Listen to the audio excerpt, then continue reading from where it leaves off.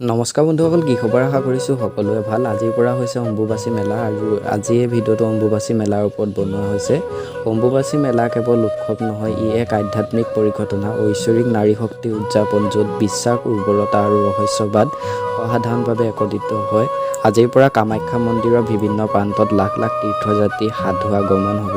কামাখ্যা ৫১টা শক্তিপীঠৰ ভিতৰত অন্যতম আৰু অম্বুবাচীৰ সময়ত ই প্ৰান্তিকৰ পূজাৰ কেন্দ্ৰবিন্দু হৈ পৰে।